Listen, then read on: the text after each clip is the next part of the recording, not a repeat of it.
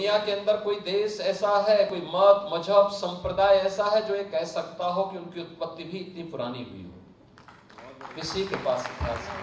बहुत कहेगा, कोई 1400 साल का कहेगा, कोई 2000 वर्ष का कहेगा, कोई 2700 का कहेगा, कोई 3000 वर्ष का कहेगा। इस धरती का और खासतौर पर भारत का एक ही धर्म है, वो सनातन धर्म है। यही भारत का राष्ट्रीय धर्म है। हमारा सौभाग्य है कि जब हम यहां की बात करते हैं, पूरी दुनिया के अंदर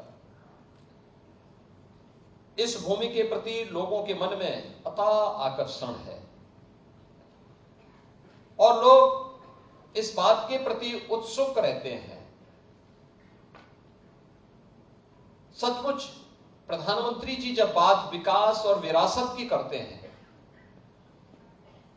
तो विरासत यही जो आपके पास है, ये धरती कितना समृद्ध है। मैं भी सुन रहा था चौधरी लक्ष्मी नारायण जी से, यहां के माननीय प्रतिनिधियों से,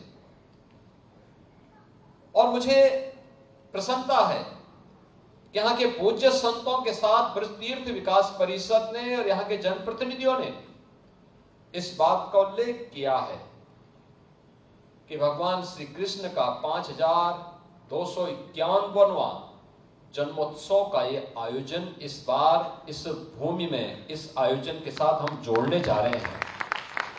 आप सोचो, दुनिया के अंदर कोई देश ऐसा है, कोई मत, मजहब, संप्रदाय ऐसा है जो ये कह सकता हो कि उनकी उत्पत्ति भी इतनी पुरानी हुई हो? किसी के पास इतिहास नहीं, किसी के पास नहीं है।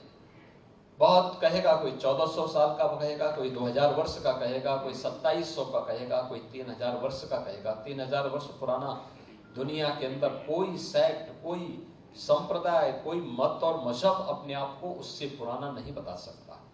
उससे पहले क्या था, कुछ भी पता नहीं था। और इसीलिए हम कहते हैं इस धरती का और खासतौर पर भारत का एक ही धर्म है, वो सनातन धर्म है। यही भारत का राष्ट्रीय धर्म है। क्योंकि ये तो द्वापर की बात है। द्वापर के तत्काल बाद तो कलयुग आ गया।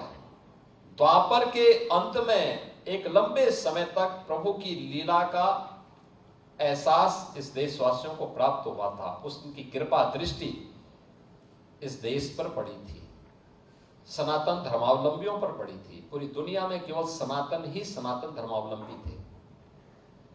और वहां से यात्रा प्रारंभ होती है। कलयुग में हम इतने वर्ष आगे बढ़ चुके हैं। याद करिए, उससे पहले त्रेता रहा होगा, उससे पहले सतयुग रहा होगा। एक लंबा इतिहास, एक लंबी थाती विरासत हमारे पास, जिसको हमारे पूज्य संतों ने, इनकी विरासत ने संभाल करके रखा है। और आज भी अपने धार्मिक आयोजनों के माध्यम से, इस प्रकार के आयोजनों के माध्यम से, इस विरासत के संरक्षण के लिए, कथा वार्ता के माध्यम से, भोजपत्रों के माध्यम से, पांडुलिपियों के माध्यम से, गुरु शिष्य की परंपरा के माध्यम से उसके संरक्षण का काम